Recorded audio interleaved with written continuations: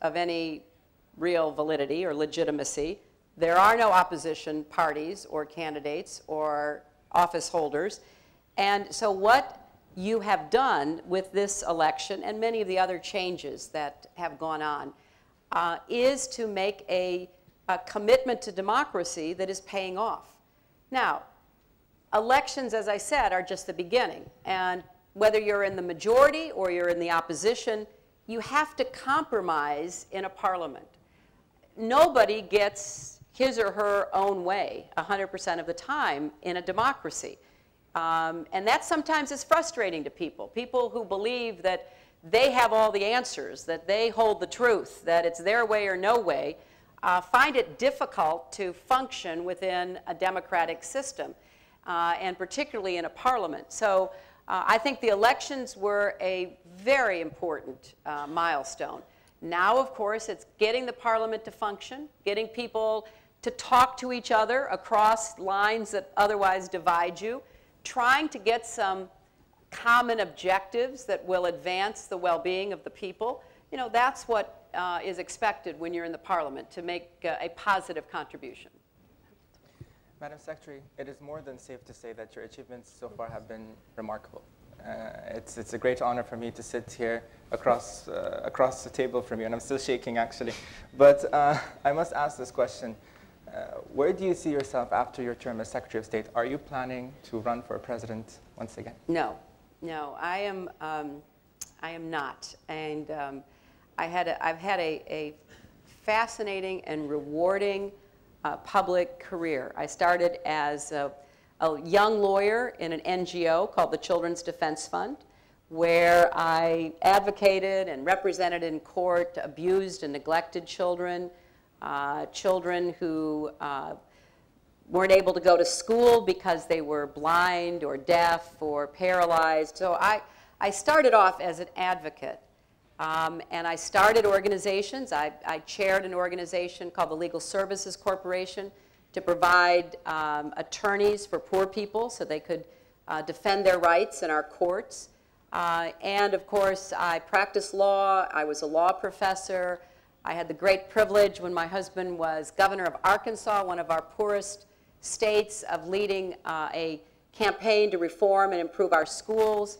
And then when he was president, I was very active on a whole range of issues, including health care and what to do with children who were abandoned by their families or taken away from abusive families, and how to give them better family situations. And then I had 8 years as a senator, and now I'll start my 3rd year as Secretary of State next year. And I think I'll serve as Secretary of State as my last public position, and then probably go back to advocacy work, particularly on behalf of women and children, and particularly around the world, because if you look at what is still happening to women in many parts of the world, it is tragic and terrible. And the women here, who as I look at you, who are educated and have the options and choices in your own lives, I feel very lucky because of my parents and then my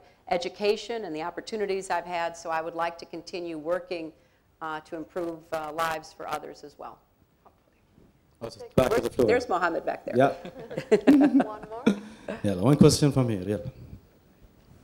Your name, please. My name is Haya Rouai, and I was an alumni of University of Arkansas. Oh my goodness. Hello. Hello. My question is, Madam Secretary, is at 2000 you were elected the Senator of the State of New York, and previously you were the First Lady. So how was the transition from being the First Lady to a public office or serving? That's a wonderful question. When were you at the University of Arkansas? I graduated in 2006, and I had the honor of meeting Mr. Bill Clinton at Arkansas in 2006. Excellent, excellent. Well, I enjoyed greatly both opportunities. Being the First Lady of the United States is not a job. There's no job description. You are in the position because your husband has been elected president, and your primary responsibility is to support your husband in the hardest job that one can imagine. I know the young lady back there who said the very nice thing about President Obama, but every president, if you watch what they look like when they came into office, you can see their hair turn white. They looked younger. I mean, because it's such a hard job. And so I spent a lot of my time doing things that my husband had asked me to do or recommended that would further his vision for our country. And I got to travel around the world, and I did a lot of work on behalf of women. I started an organization called Vital Voices, and I know there's at least one Vital Voice award winner here. Yes, there you are. And so then when I ran for the Senate, that's a very defined job. I mean, first of all, you have to get elected on your own. People have to decide they're going to vote for you, not because of who you're married to or where you're from, but because of what you stand for. And I was very honored to be elected. And then the job itself is a demanding one, which includes representing your constituents. And New York is a big state. It's not just New York City. It's also farmland and beautiful countryside.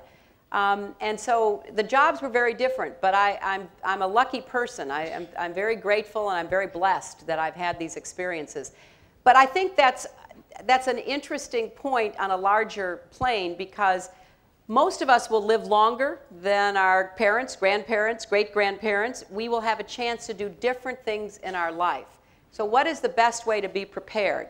Well, obviously it starts in the home with what kind of upbringing you have, what kind of character, what kind of moral values you're given, and then your education, how well prepared you are to deal with new opportunities and new challenges. You know, it's not so much what life throws at you, it's how you respond, because every one of us has difficulties that we live through, and they can either knock you down and you don't get up, or they knock you down and you get up stronger.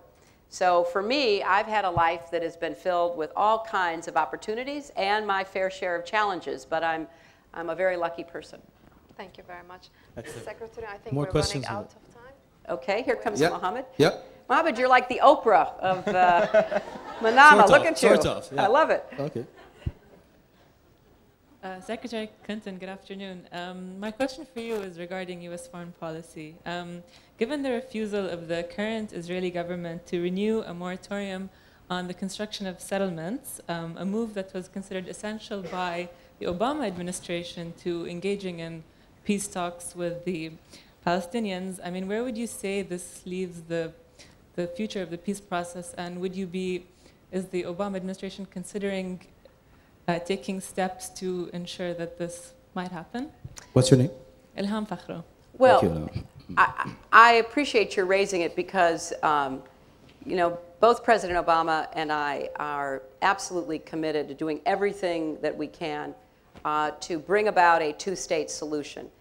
It is our analysis and assessment that the only way to reach that is sustainable, lasting, permanent, is for the parties to negotiate.